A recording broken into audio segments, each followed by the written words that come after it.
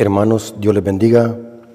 Bienvenidos a un repaso más de la lección de Escuela Sabática para que así podamos reforzar el estudio semanal para que los maestros que imparten la lección cada sábado puedan explicarla correctamente y puedan ampliar el conocimiento, ya que el objetivo de estas clases es ampliar lo que cada uno de nosotros conocemos, para que cuando toque presentar la lección cada sábado, los maestros no se desvíen ni empiecen a hablar de temas fuera de contexto que no tienen nada que ver con la lección de Escuela Sabática. Así que el objetivo de estos repasos es para reforzar nuestro conocimiento y así cada maestro pueda dar una información correcta. Así que, hermanos, vamos a orar para que Dios dirija este estudio o este repaso y que podamos entender correctamente el tema central de cada día de la lección de Escuela Sabática. Vengamos de rodillas. Bendito Señor que estás en el cielo, santificado sea tu nombre. Te invocamos tu nombre, Señor, para que nos des inteligencia, sabiduría, para que este repaso de la lección de Escuela Sabática sea de bendición para nuestra vida. Podamos enriquecer más nuestro conocimiento, para que cada miembro de iglesia, para que cada maestro pueda conocer más de tu palabra a través de esta lección que es de crucial importancia para nuestra vida espiritual. Bendícelo, Señor, te lo suplicamos en el nombre de Jesús. Amén. Mis hermanos, Dios les bendiga. Quiero que tomen su lección de Escuela Sabática, papel y lápiz para apuntar la información. Hermanos, la lección número 3 para el 20 de abril del 2024. Claro que la lección número 3 es continuidad de las lecciones anteriores. Recuerden, hermanos, que estamos presentando en este trimestre una lección que trae como título El Gran Conflicto. Presenta, hermanos, en términos generales, el conflicto entre el bien y el mal que inició en el cielo y se desata aquí en esta tierra. Detrás de cada guerra y conflicto terrenal, recuerden, hay un conflicto espiritual. Ahora, cuando hablamos de la lección de Escuela Sabática, que es la lección número 3, trae como título La luz brilla en la oscuridad. Es interesante, hermanos, que este título me llamó la atención. ¿Qué es lo que tiene más fuerza? ¿Las tinieblas o la luz? Saben de que la luz, por muy pequeña que sea, tiene más fuerza que las tinieblas. Les voy a poner un ejemplo. Imaginémonos, hermanos, cuando el cielo está bien oscuro, que no se ve ninguna estrella. Eso sucede más cuando va a llover, que se pone bien oscuro. Es porque va a caer una tormenta. Pero es interesante que si una estrella se ve en todo el cielo oscuro, por muy densa que sea la tiniebla, esa estrella se ve desde miles y millones de kilómetros, porque la luz tiene más fuerza que las tinieblas. Por muy pequeño que sea un rayo de luz, interrumpe las tinieblas, porque la luz es más fuerte que las tinieblas. Por eso es que me llamó la atención este título, La luz brilla en la oscuridad. Eso tiene que suceder con cada cristiano, ser luz para que brillemos en este mundo de tinieblas. La palabra de Dios dice que nosotros somos la luz del mundo. Claro, en primera instancia, Cristo es la luz del mundo, pero la iglesia brilla porque obtiene esa luz de Cristo. Cristo dijo, vosotros sois la luz del mundo. Dios ha puesto a la iglesia en esta tierra para que brille, para que demos un buen testimonio, para que seamos cartas leídas, al mismo tiempo que prediquemos el Evangelio. Nuestro testimonio tiene que predicar junto con nuestros labios. Son dos cosas que tienen que ir a la par: la predicación de la palabra y la testificación. El apóstol Pablo dice que nosotros somos cartas leídas. Pablo lo dice de otra manera: somos luz que brilla en medio de las tinieblas. La iglesia tiene que ser diferente. La iglesia tiene que brillar en todos los sentidos.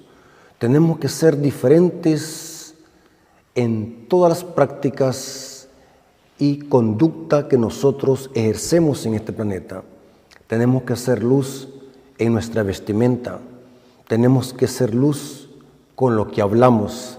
Tenemos que ser luz aún hasta en lo que comemos. Tenemos que ser luz cómo nosotros nos comportamos en el trabajo. Tenemos que ser luz aún hasta en la forma que nosotros somos fieles en el negocio o en nuestro trabajo. O sea que ser luz es un estilo de vida. Cristo ha llamado a su iglesia para que sea luz del mundo, que brillemos, porque solamente así cumpliremos la misión de predicar el Evangelio. Es interesante, hermanos, que la lección trae un versículo para memorizar. Dice así: entonces Jesús les dijo: aún por un poco de tiempo la luz estará entre ustedes. Anden mientras tienen luz, para que no los sorprendan las tinieblas, porque el que anda en tinieblas no sabe a dónde va. En efecto, Cristo lo dijo de otra manera: ciego que conduce a otro ciego, ambos van al mismo abismo. Hermanos, debemos de obrar como hijos de luz. Debemos de obrar como cristianos en esta tierra, porque si no, dice Cristo, vamos a andar en tinieblas. Y una persona que anda en tinieblas es ciega espiritualmente, no sabe a dónde va. Vivimos en un mundo, hermanos, donde el mundo perece en una ceguera espiritual, porque el Dios de este siglo los ha cegado. Satanás se aprovecha de la ignorancia del mundo, porque el mundo no conoce el Evangelio. Pablo dice que el Dios de este siglo ha cegado el entendimiento de los incrédulos para que no le resplandezca la luz de Cristo, que es el Evangelio. Es interesante que me llamó la atención el comentario que da la lección de escuela sabática, porque el tema de la lección de escuela sabática nos presenta cómo Satanás, al no poder destruir a la iglesia a través de la persecución, la destruye espiritualmente, introduciendo en su medio mundanalidad, apostasía, libertinaje, pecado, tolerancia a la apostasía. Noten cómo dice el comentario. El Apocalipsis describe al diablo como el dragón y la serpiente. Apocalipsis 12:9. Todos saben de que el dragón es Satanás. Y dice así: en los primeros años del cristianismo, miles de personas fueron torturadas. Eso es lo que hizo el papado con los cristianos: torturarlos, perseguirlos en la Santa Inquisición. Lo hicieron los emperadores romanos, Domiciano, Diocleciano, Nerón, que persiguieron a los cristianos y mataron a la mayoría de discípulos de Cristo. Dice que fueron torturados, arrojados a los leones, quemados vivos por la Roma imperial. Y no solamente por la Roma imperial, todos sabemos de que también el papado durante la mal llamada Santa Inquisición, masacró miles de cristianos. Claro que la Inquisición mató brujos en España, pero es interesante que la mayor parte de cristianos murieron bajo el periodo de la Inquisición romana. O sea, así como Roma imperial persiguió a los cristianos, también lo hizo el papado. Pero aquí dice que Roma imperial persiguió a los cristianos por negarse a adorar sus dioses. Lo que hizo el papado, perseguir a los cristianos que se oponían a los dogmas del papado. Sin embargo, muchos permanecieron fieles. El evangelio siguió difundiéndose y la iglesia creció. Noten, hermanos, que la iglesia, cuanto más era perseguida, más crecía. El diablo, hermanos, observó que perseguir a los cristianos y matarlos no era un buen plan, porque mientras más mataba, más crecían los cristianos.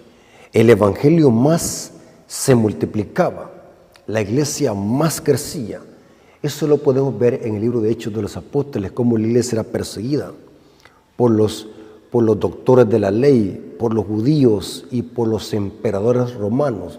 Aún así la iglesia crecía más, porque el que dirigía la iglesia y el que dirige la iglesia era Cristo, y lo que predicaban lo hacían con poder, con el dinamos, que era el Espíritu Santo. Así que el diablo dijo: bueno, este plan no me está resultando muy bien, porque veo de que cuanto más mato cristianos, más se multiplican. O sea, voy a cambiar mi estrategia. ¿Y saben qué es lo que hizo el diablo? Es interesante lo que dice aquí mismo el comentario. Como resultado, Satanás cambió su estrategia. Quiero leer una cita, hermanos, del Espíritu de Profecía, que dice lo siguiente. Esta cita está en el libro Dones Espirituales, tomo 2, página 277. Me gusta leer esta cita, hermanos, porque esta cita es muy fuerte, muy directa y contiene demasiada verdad. Habla cómo opera Satanás y cómo sus métodos y sus engaños lo refina. Dones Espirituales, tomo 2, página 277. Escuchen lo que dice, hermanos. Se me ha mostrado que Satanás no ha sido estúpido. En inglés es stupid. Y descuidado estos años. Noten, hermanos, Satanás no es estúpido desde su caída, sino que ha estado aprendiendo. Se ha vuelto más astuto. Sus planes son más profundos y están más cubiertos con ropaje religioso para ocultar su deformidad. El poder de Satanás ahora para tentar y engañar es 10 veces mayor que en los días de los apóstoles. Su poder ha aumentado y aumentará hasta que se ha quitado. Su ira y su odio se hacen más fuertes a medida que se acerca su tiempo de obrar. Noten, hermanos, Satanás es astuto. Su inteligencia la usa para refinar sus planes. Ahora, ¿qué es lo que hizo el diablo con la iglesia primitiva? Y es que dentro de la iglesia se metiera el paganismo y que la iglesia se mezclara con el paganismo. O sea que el diablo, al ver de que no podía matar a la iglesia físicamente, bueno, lo hacía, pero no la podía aniquilar. Ahora dice el diablo: bueno, voy a mejor matarla espiritualmente a la iglesia. Me voy a infiltrar.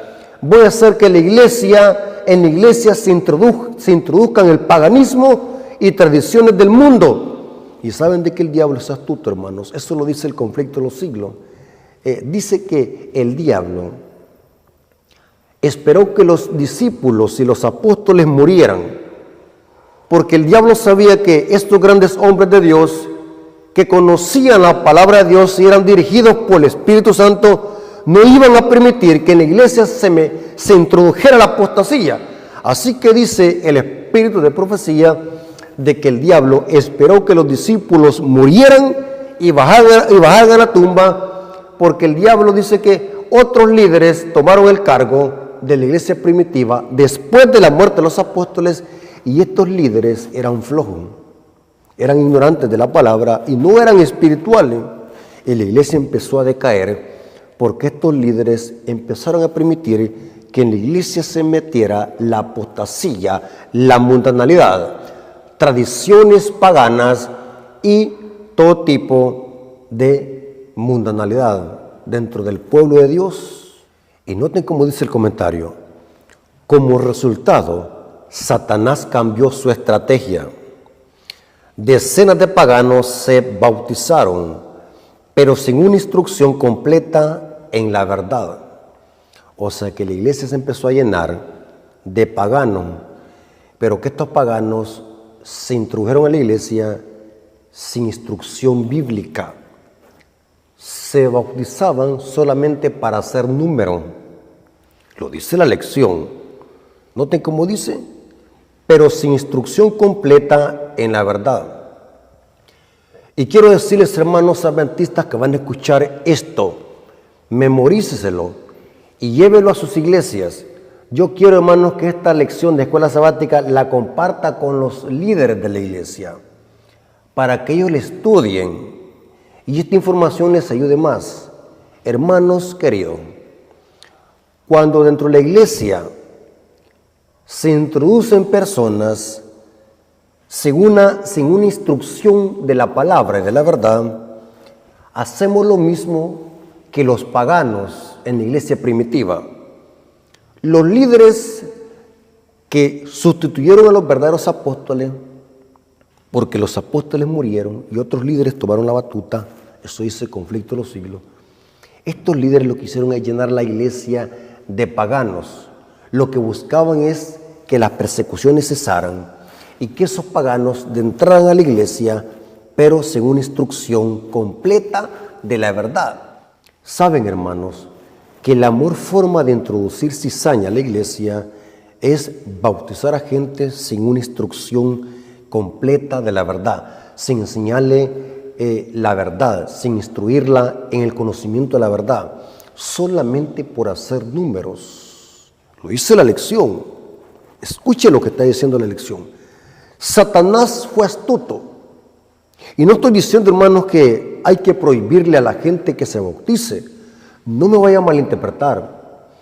Quiero que ponga a trabajar su cerebro para que entienda lo que estoy diciendo. Cuando las cosas no se hacen correctamente, Satanás las pervierte y usa eso para corromper la iglesia desde adentro. Hermanos, bautizar gente por masa, solamente por hacer números, sin una instrucción bíblica de nuestras creencias y doctrinas, es la mejor forma para introducir cizaña a la iglesia. Eso lo dice el Espíritu de Profecía en el libro que se llama Iglesia Remanente, y lo dice también en el libro Evangelismo. Y noten cómo dice la lección: el error inundó la iglesia a medida que los dirigentes fusionaban las verdades de las Escrituras con costumbres populares. Los siglos 4 y 5 fueron épocas de sincretismo, o sea, se mezcló el paganismo con el cristianismo, porque lo que querían era hacer número. Y noten cómo dice: cuando los líderes eclesiásticos mezclaban prácticas paganas con las doctrinas cristianas, no obstante, incluso en los momentos más difíciles de la vida, Dios estaba con su pueblo, porque Dios siempre, en cada apostasía, ha tenido un remanente. La iglesia primitiva, cuando se mezcló con el paganismo entre el siglo 4 y 5, después de la muerte de los apóstoles, eso dio a luz al papado. Eso lo hemos explicado en otras presentaciones, de que el papado es fruto de la apostasía de la iglesia primitiva.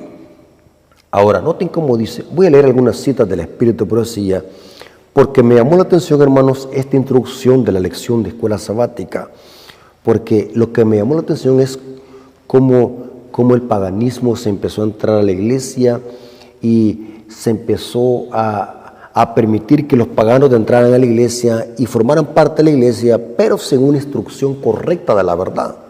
Tengamos cuidado con eso, hermanos.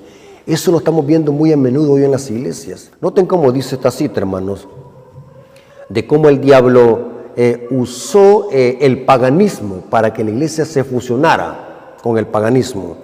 Conflicto de los siglos, página 381, párrafo 6. Terrible lo que dice esta cita. Para aumentar el número de los convertidos, se rebajó el alto nivel de la fe cristiana. O sea, lo que querían era hacer número, llenar a las iglesias. ¿Y qué es lo que hicieron? Vamos a rebajar las normas. Se rebajó el alto nivel de la fe cristiana Y el resultado fue una ola de paganismo. Terrible, hermanos. El diablo, noten cómo está trabajando para destruir la iglesia. Porque el diablo dijo, si no puedo destruir a la iglesia físicamente, no la puedo aniquilar, porque más se multiplican. Así que voy a mundanalizar la iglesia, voy a corromperla de adentro, voy a hacer de que entre a la iglesia una gran ola de paganismo y que estos nuevos líderes rebajen las normas. Ya no predican temas fuertes, predican temas que hablan de amor, de adulación, de superación, de motivación, que no se metan en temas controversiales, que no hablen de música, que no hablen de pecado, que no hablen de vestimenta, que no hablen de una buena alimentación, que hablen solamente de amor, porque lo que queremos es retenerlos, que no se vayan. El diablo es astuto. Dice que rebajaron el alto nivel de la fe cristiana y el resultado fue una tremenda ola de apostasía. Hermanos, recordemos, hermanos, que la obra es de Dios. No podemos nosotros manipular la obra de Dios. El que gana almas es el Espíritu Santo.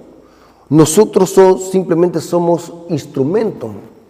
El deber de la iglesia, o sea, cada uno de nosotros es predicar la verdad completa sin rebajar las normas. Los resultados son de Dios. Si no se bautiza nadie, eso no es problema de nosotros.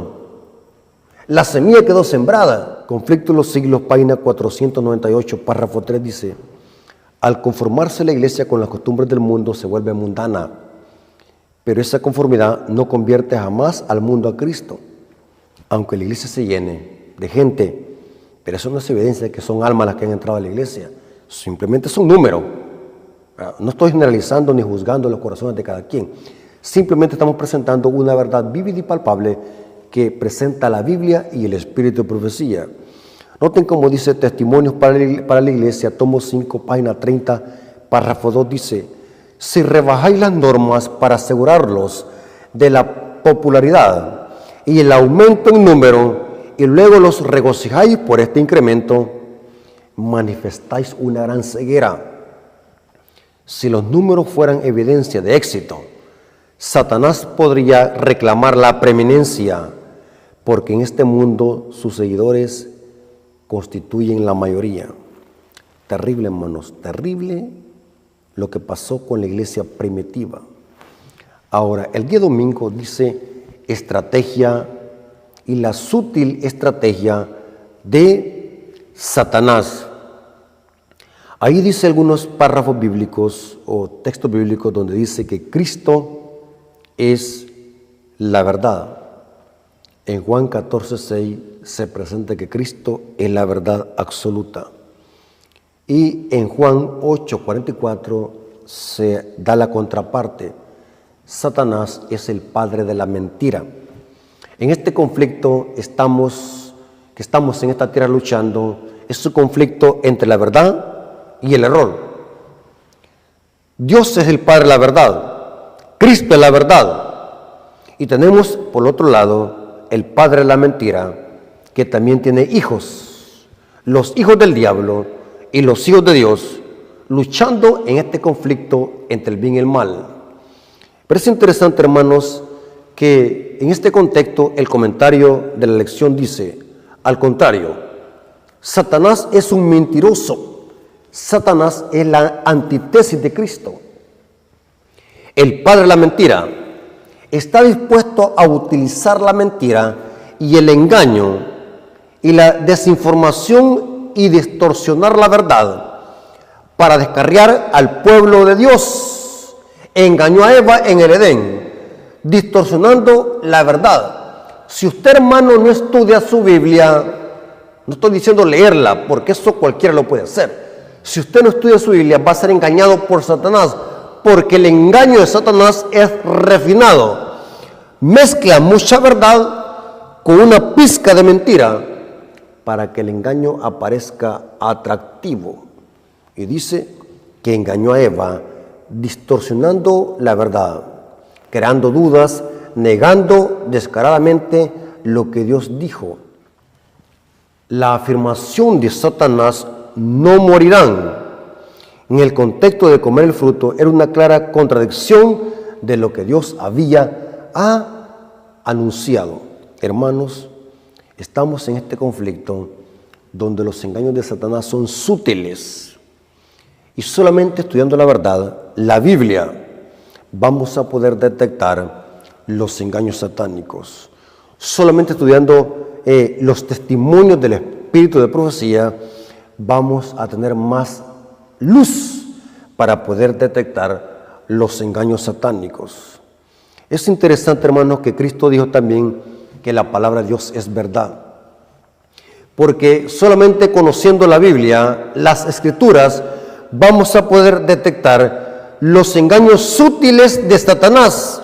Porque es algo sutil, algo encubierto, algo malicioso que a simple vista no se puede detectar. Que solamente teniendo el poder del Espíritu Santo en nosotros vamos a poder detectar y hacer la diferencia entre la verdad y el error. Estudiemos, hermano. Hay que estudiar. Hay que conocer la Escritura. Conflicto en los siglos, página 55. Me gustó esta cita también que da la lección. Bien sabía Satanás que las Santas Escrituras capacitarían a los hombres para discernir los engaños de él y oponerse a su poder. Saben, hermanos, que una persona que no estudia la Biblia es como un loro que repite lo que otro dice. Una persona que no estudia la Biblia, hasta una herejía, confunde con un mensaje de Dios. Una persona que no estudia la Biblia confunde un murciélago como un ángel. Terrible, hermanos. Una persona que no estudia la Biblia, se le es difícil detectar cuando alguien está predicando una falsa doctrina. Una persona ignorante de las Escrituras cree de que solamente porque alguien que predica bien bonito está hablando de parte de Dios. O sea, noten, hermanos, el peligro de ser ignorante. Nos lleva a la perdición. El libro de Oseas dice: mi pueblo fue destruido porque le faltó conocimiento, hermanos. Aquí dice: bien sabía Satanás que las Santas Escrituras capacitarían a los hombres para discernir el engaño de él y oponerse a su poder. Fue por medio de la palabra, o sea, las Escrituras, que Jesús, que el Salvador del mundo, resistió los ataques del tentador. Decía: escrito está. A cada asalto suyo Cristo presentaba el escudo de la verdad y decía: escrito está. Y hoy, ¿cómo vamos a decir escrito está si no leemos? Y tampoco sabemos si eso está escrito. Para que usted diga está escrito, tiene que saber que si eso de verdad está escrito. Ahora, es interesante, hermanos, que la lección también nos habla del lobo salvaje. Y quiero hacer un comentario muy delicado en este día, hermanos. Lobo salvaje. Noten, hermanos, Satanás, al no poder aniquilar a la iglesia por medio de la persecución, entra dentro de la iglesia el sincretismo, mezcla de cristianismo con paganismo. Eso dio a luz al papado. Lo que hicieron los líderes es rebajar las normas de la fe para aumentar el número de los convertidos. ¿Noten? Por eso es que no siempre los bautismos son de Dios. También puede traer Satanás gente a la iglesia a través de bautismos sin instrucción completa de la verdad. Eso dice el espíritu de profecía, no lo digo yo. Dice así: cuando Satanás trae a la iglesia personas que están verdaderamente convertidas, Satanás también trae lo suyo. Terrible, hermanos. Lobo salvaje. ¿Por qué se dice lobos salvajes? ¿A qué se refiere acá la lección con lobo salvaje? Hechos 20, leamos, Hechos 20, ¿saben de qué está hablando, hermanos? Yo no quisiera decir esto, hermanos, pero hay que decirlo, hermanos, porque si nosotros callamos, las piedras van a hablar. Hechos 20, 27, leamos cuál es el contexto. Hermanos, el contexto es que Pablo tenía que partir y llama a los ancianos de Éfeso, los líderes de Éfeso, de la iglesia primitiva. Y Pablo, llorando con lágrimas en sus ojos, reúne a todos los ancianos y les dice lo siguiente: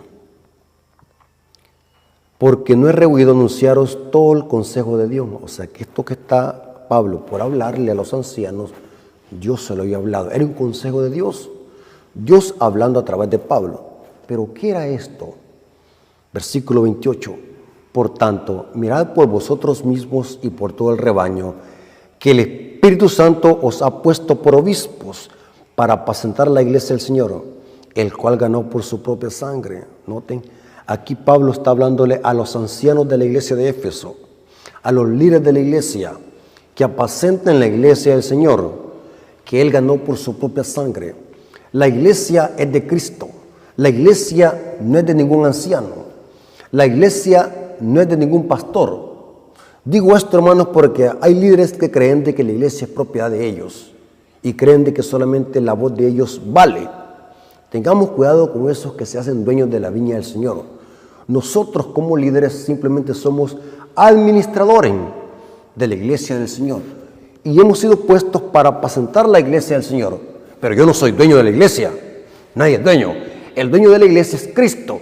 Dice, el cual ganó por su propia sangre. Pablo está hablándole acá a los líderes, a los ancianos. Y noten cómo dice el versículo 29. Porque yo sé que después de mi partida entrarán en medio de vosotros lobos rapaces que no perdonarán el rebaño. Y de vosotros mismos se levantarán hombres que hablen cosas perversas para arrastrar tras sí a los discípulos. O sea que los lobos rapaces que iban a devorar la iglesia primitiva se iban a levantar del medio del liderazgo. La apostasía inicia en el liderazgo. Yo les dije, no quería decir esto, pero tengo que decirlo porque está escrito. Pablo dice, en medio de vosotros se levantarán, y de vosotros mismos. O sea que los que iban a devorar el rebaño eran unos líderes apóstatas. En efecto, muertos los apóstoles, dice el conflicto de los siglos, que otros líderes dieron otra forma al mensaje. Empezaron a permitir que en la iglesia se entraran cosas extrañas, tradiciones del paganismo, idolatría. Se permitió la mundanalidad, igual como hoy, hermanos. Terrible, hermanos. Recuerden, hermanos, que la historia se repite. Eso dice Eclesiastés 1:9. La historia se repite. Noten lobos rapaces, hermanos. Hermanos, pudiese dar muchos ejemplos donde en ocasiones Dios, inclusive en la mayoría de veces, Dios hablaba a los líderes, profetas, sacerdotes y reyes, porque ellos eran los usados por Satanás para introducir apostasía dentro del pueblo. Y bueno, hermano, les voy a dar las citas para que no vayan a decir, este hermano Rafael es un chismoso o cualquier cosa que usted pueda decir, hermano. Así que les voy a dar la cita. Jeremías 2:8. Voy a dar dos citas, hermanos. Jeremías 2:8, noten cómo dice, para que vean de que lo que estoy diciendo es correcto. Jeremías 2:8. Los sacerdotes no dijeron, ¿dónde está Jehová? Los sacerdotes eran los líderes del pueblo. Y los que tenían la ley no me conocieron. Y los pastores se rebelaron contra mí. Y los profetas profetizaron en nombre de Baal y anduvieron tras lo que no aprovecha. Noten, sacerdotes eran líderes. ¿Están de acuerdo? Pastores eran líderes. Y profetas eran líderes de Israel. Y Dios aquí les habla primero a ellos. Jeremías 5:31. Ahí mismo, Jeremías 5:31. Los profetas profetizaron mentira, y los sacerdotes dirigían por mano de ellos, y mi pueblo así lo quiso. ¿Qué pues haréis cuando llegue el fin? Pudiese dar decenas de citas para demostrarles que los lobos rapaces iban a ser los líderes que iban a permitir que la iglesia se corrompiera y hubiese un sincretismo. Dice acá el comentario, El propósito de los consejos de Pablo era preparar a la iglesia para lo que se avecinaba. En estos pasajes se describe la preocupación principal de Pablo. Su primera preocupación es que entrarían entre ustedes lobos rapaces que no perdonarían el rebaño. En otras palabras, los creyentes se enfrentarían a una feroz persecución, no solamente física, sino también espiritual, pero desde adentro de la iglesia. Noten, hermanos, la persecución, la apostasía, la oposición no viene desde afuera, viene desde adentro de la iglesia. Hermanos, este escritor de esta lección de escuela sabática, muy interesante como le escribe, veo como que tenía la chispa encendida. Aún no sé quién escribió esta lección de escuela sabática, pero quiero felicitarlo. Se ve de que, como decimos los salvadoreños, está en la onda, está en la jugada, está escribiendo bien. Hasta el momento vamos bien. No sabemos en las otras lecciones qué podemos encontrar, pero juzgamos por lo que estamos leyendo. En otras palabras, los creyentes se enfrentarían a una feroz persecución, pero desde adentro de la iglesia, porque Satanás se infiltró en medio del pueblo y usó a lobos rapaces. Esta profecía se cumplió en el siglo I y II. Los cristianos que se negaban a adorar al emperador inclinándose ante los dioses de Roma eran torturados y encarcelados y quemados en la hoguera. Y dice, el apóstol expresó una segunda preocupación cuando dijo: y de entre ustedes mismos se levantarán hombres que enseñarán cosas perversas para arrastrar a los discípulos en pos de sí. Y noten cómo dice, las herejías entrarían en la iglesia, las verdades divinas se sustituirían por falsas doctrinas, prevalecerían las prácticas paganas en el siglo IV y V. La avenencia se introdujo sutilmente en la iglesia cristiana, con el avance de la misión como probable justificación, pero terrible resultado fue el alejamiento de la verdad de la palabra de Dios. Y cita 2 de Tesalonicenses 2:7 al 11, porque el resultado de esa apostasía fue el hombre de pecado, fue el papado. En 2 de Tesalonicenses el apóstol Pablo está hablando del hombre de pecado y el hijo de perdición, otro nombre dado al papado, el ministerio de la iniquidad. Esto lo dice el conflicto de los siglos. Hermanos, lean el conflicto de los siglos, hermano. Esta lección de la escuela sabática ha sido sacada del conflicto de los siglos. El hombre de pecado y el hijo de perdición es el resultado de la apostasía de la iglesia primitiva. Fue porque los lobos, los malos líderes, permitieron que en la iglesia se introdujera la apostasía. Eso dio a luz al hombre de pecado y el hijo de perdición, al papado. Aunque aquí la lección no dice el papado, pero hay que decirlo claramente. El hombre de pecado y el hijo de perdición es el papado, el misterio de la iniquidad que ya estaba obrando en los días de Pablo. Interesante, porque Roma gobernó desde el año 168 a.C. hasta el año 476 después de Cristo. O sea que Pablo vivió en la época de Roma imperial. Y en los tiempos de Pablo estaba obrando este misterio. Caído Roma, se iba a levantar este sistema que era el papado. Porque según Daniel 7:8, el cuerno pequeño surge de la cabeza de la cuarta bestia que es Roma. Por falta de tiempo no podemos profundizar en eso. Pero es interesante que Pablo le llama el misterio de la iniquidad que ya estaba obrando. Es significativo. Incluso en los días de Pablo hubo un alejamiento gradual de la palabra de Dios y de su verdad con respecto a la obediencia de la ley de Dios. Se introdujeron ídolos en el culto cristiano. En contra del segundo mandamiento, durante milenios, los ídolos estuvieron a la vanguardia de todas las religiones paganas. para que el cristianismo fuese más aceptable para los paganos que llegaban a la iglesia cristiana, y las divinidades paganas se les llamaba santos. El domingo, que era el día del sol, se le llamó el día de la resurrección. Terrible, hermanos. Terrible. Las escrituras fueron sustituidas por la tradición. ¿Se dan cuenta, hermanos? Lobos salvajes. Todo se cumplió al pie de la letra.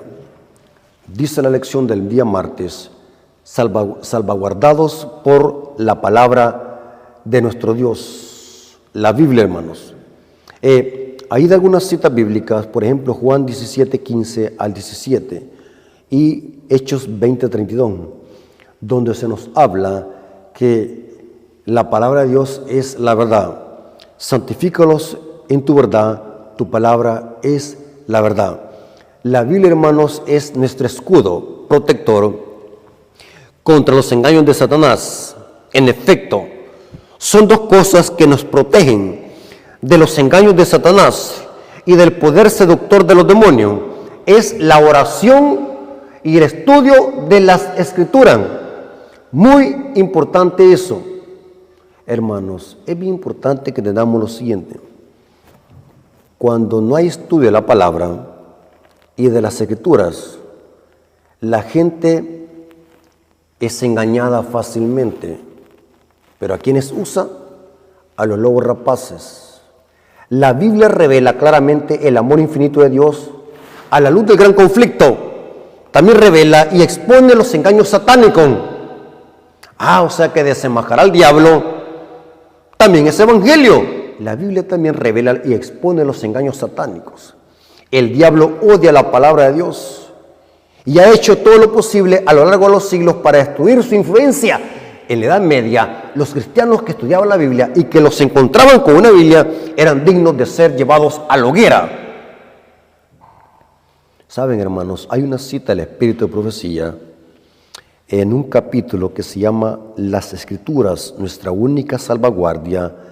Noten cómo dice hermanos, lean todo el capítulo, Las Escrituras, nuestra única salvaguardia, Conflicto de los Siglos, capítulo 38, y dice así.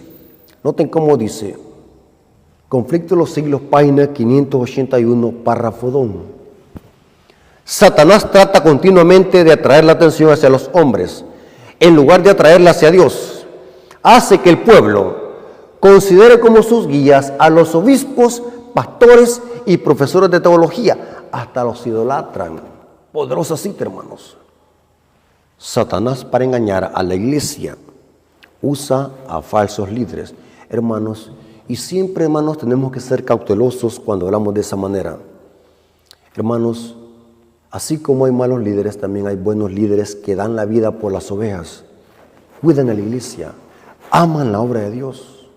Buenos líderes que dan su vida por la obra de Dios, sufren por la iglesia, lloran con la iglesia, aman a la iglesia, porque saben de que la iglesia ha sido comprada con la sangre de Cristo. Y si la administramos mal, vamos a dar cuenta. Eso dice la palabra. Por lo tanto, Satanás hace lo imposible para que nosotros no conozcamos la verdad. La palabra de Dios revela y enseña y enfatiza todas estas verdades cruciales. Y ella, y solo ella, debe ser la norma final y decisiva para entender toda la verdad sagrada. Hermanos, estudiemos. Es hora de matar la ignorancia espiritual. Es hora de conocer la palabra de Dios para que nosotros nos podamos preparar y no ser engañados por los engaños satánicos, porque hoy más que nunca Satanás anda como león rugiente buscando a quien devorar. Dice el día miércoles 17 de abril, el razonamiento humano al margen de las Escrituras. Hermanos, hemos llegado a un nivel de apostasía que la gente quiere poner su razonamiento humano encima de un así dice Jehová.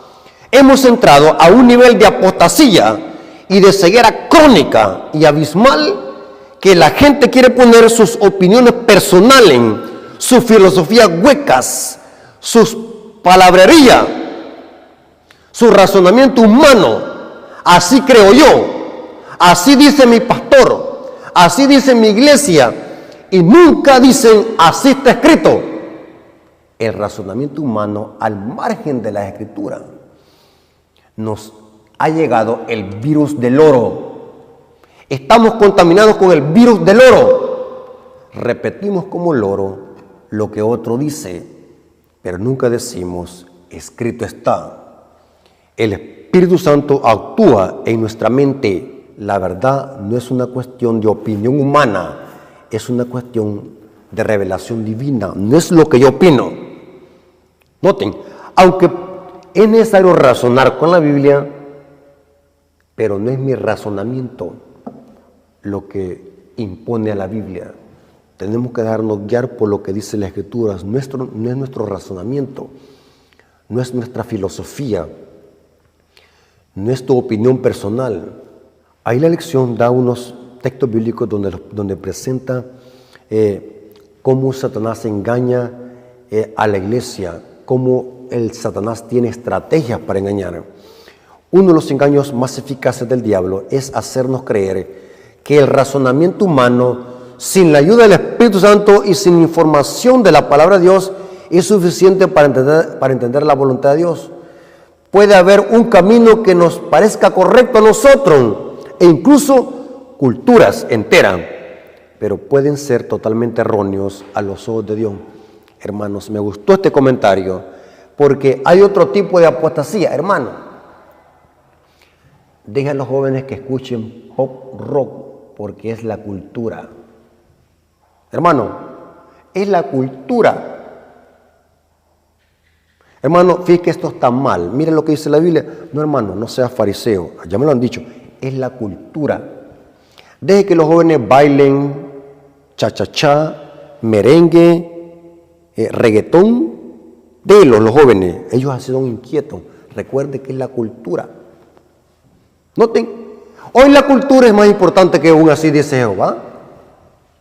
Hermano, hermana, fíjese que, mire, no venga a la iglesia con esa minifalda porque se ve mal. Hermano, es la cultura. Hermano, baile un poquito a la música, o mejor quite esa música, hermano. Esa música no es para adorar a Dios, ponen música pop rock. Usemos el himnario. Hermano, estamos en una época donde la cultura, hay que respetar la cultura de cada quien. Esos himnarios ya son antiguos. Eso ya es para el tiempo antiguo. Eso es para mi tatarabuelo, para mi abuelo. Hoy hay que oír música pop rock. Hoy hay que oír rock. Antes se predicaba así, formalmente, con saco y corbata. Hoy podemos venir con jean, con zapatos tenis y con camiseta. Lo importante es que Dios mire el corazón, hermano, es la cultura. Es terrible, hermanos, cómo hemos llegado al fanatismo, hermanos. Todo por la ignorancia. Noten, la cultura no puede definir lo que es bueno y lo que es malo. Es Dios a través de su palabra. Y noten cómo dice, puede haber un camino que nos parezca correcto a nosotros, pero esa es mi opinión personal, e incluso a culturas enteras, pero puede ser totalmente erróneo a los ojos de Dios. Terrible. Recuerden, un así dice Jehová. Dios nos ha dejado solo en nuestro viaje a la tierra del cielo el Espíritu Santo que nos señala a las Escrituras y nos conduce de regreso a casa. Porque lo que viene diciendo acá la lección es que no es nuestro razonamiento, no es nuestra cultura, no es nuestra opinión personal que debe regir lo que define lo que es bueno y lo que es malo, sino que Dios a través de su palabra. La batalla por la mente, jueves 18 de abril. ¿Por qué la batalla por la mente, hermanos? Ahora, quiero hacer un pequeño paréntesis acá. En la Biblia, la palabra corazón y mente son sinónimas y se pueden usar intercambiable. Por ejemplo, cuando Cristo dijo, un ejemplo, del corazón salen los malos pensamientos, los adulterios, las fornicaciones y las lascivias. Mateo 15 y 19. El corazón, ahí en la mente. Corrobórenlo con un diccionario Strong. Corazón es sinónimo de mente. ¿Ok? ¿Por qué la batalla en la mente? Vuelvo a felicitar al escritor de la lección de escuela sabática. Lo felicito. Yo quisiera conocerlo en persona para felicitarlo en persona. La batalla por la mente. ¿Saben, hermanos, dónde se origina todo? Ya sean las cosas buenas o las cosas malas. En la mente. Noten. Por eso, hermanos, el pecado no es una condición, como dice la nueva teología. El pecado no es una condición ni un estado. El pecado es una elección y una decisión que se decide en la mente. La batalla es en la mente. Nuestro peor enemigo está acá en la mente. Mi peor enemigo soy yo mismo. Pablo se lo dijo a Timoteo: ten cuidado de ti mismo y de tu doctrina. Como dijo un dicho, ni tu peor enemigo te puede hacer tanto daño como tus pensamientos. Dijo un famoso reformador llamado Juan Calvino: la mente es una fábrica de ídolos. La palabra griega para mente en este pasaje es noema. Literalmente significa percepción o nuestras facultades mentales. El comentario bíblico adventista hace una afirmación esclarecedora sobre este versículo. La batalla entre Cristo y Satanás tiene como objetivo el entendimiento de los hombres. Y da unas citas bíblicas. La principal obra de Satanás es cegar la mente de los hombres, porque en la mente decido a quién adorar, si al diablo o a Cristo. Es en la mente donde se decide todo. La mente es la ciudadela del cuerpo humano. Es la mente que le manda información a todas nuestras extremidades, dice Pablo en Romanos 6:11. La principal obra de Satanás es cegar la mente de los hombres, oscurecerla. Satanás le gusta tener al cristiano atontado. Para Satanás es beneficioso tener al cristiano ignorante de la Escritura, porque el diablo sabe que un cristiano que estudie la Biblia y que ore es una amenaza para su reino. Lo hace manteniéndolos alejados del estudio de la palabra de Dios, trastornando las facultades mentales mediante excesos de orden físico y moral, ocupando todo el pensamiento con los asuntos de esta vida, utilizando el orgullo y la vanagloria. El diablo ataca nuestra mente. El diablo atacó la mente de David para que David cometiera adulterio. El diablo atacó la mente de Eva para que Eva y Adán desobedecieran. El diablo, hermanos, ataca la mente. ¿Dónde es que los asesinos planean asesinar a alguien? Es en la mente. ¿Dónde los ladrones planean robar? Es en la mente. ¿Dónde los adúlteros planean adulterar? Es en la mente. ¿Dónde los chismosos planean la chismografía? Es en la mente. ¿Dónde se origina el odio, la envidia y el orgullo? En la mente. Todo es en la mente. Y eso también es en la mente donde se decide lo bueno. Donde decido yo adorar a Dios, es en la mente. Donde decido estudiar la Biblia, es en la mente. Por eso es que el Espíritu Santo trabaja en la mente. Cuando dice la palabra, todo aquel que está en Cristo, nueva criatura es. Las cosas viejas pasaron, todas son hechas nuevas, tiene que ver con un cambio de mente. La palabra de Dios dice que hay que arrepentirnos. Esa palabra en griego es metatonai, significa cambio de mente, cambio de pensamiento. Noten, hermanos, todo es en la mente. Parece que el diablo ataca la mente. El pecado se origina en la mente. El pecado es una decisión y una elección. Interesante. La falta de conocimiento por parte de los que se pierden no se debe a que no tienen capacidad de saber. Es porque no quieren saber. Son ignorantes voluntarios.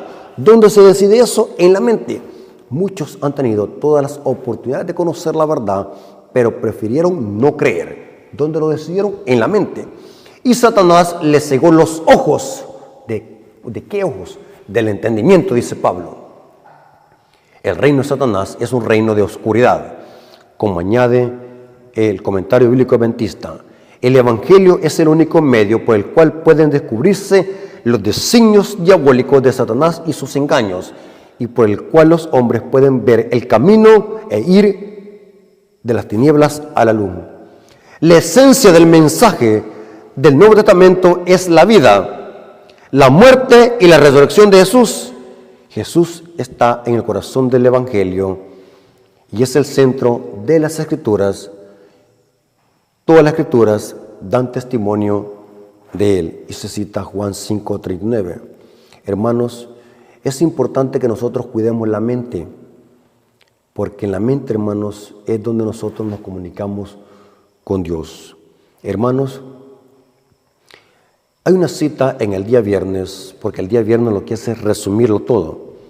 Está en el Conflicto de los Siglos, página 61, dice: en todo tiempo el mismo espíritu de odio y de oposición a la verdad han inspirado a los enemigos de Dios, y los siervos del Señor necesitaron las mismas vigilancias y fidelidad. Las palabras de Cristo a sus primeros discípulos se aplican a sus seguidores hasta el fin de los tiempos. Lo que a vosotros digo, a todos les digo: velad. ¿Y cómo se vela? Estudiando la Biblia y orando y testificando a otros de las verdades de Dios para este tiempo. Hermanos, espero que este repaso de la lección te haya servido para que podamos estar alertas contra los engaños del diablo. Y solamente podemos estar alertas estudiando la Biblia, orando y testificando. Yo le llamo a eso el triángulo de la santificación. Dios te bendiga, hermanos. Espero que este estudio y este aporte que hemos hecho sea de bendición y lo podamos apreciar. La gloria haya sido para nuestro Dios, el autor y consumador de nuestra fe. Vamos a orar para darle gracias a Dios por este repaso de la lección. Oremos. Bendito Señor que estás en el cielo, santificado sea tu nombre. Gracias por este repaso de la lección.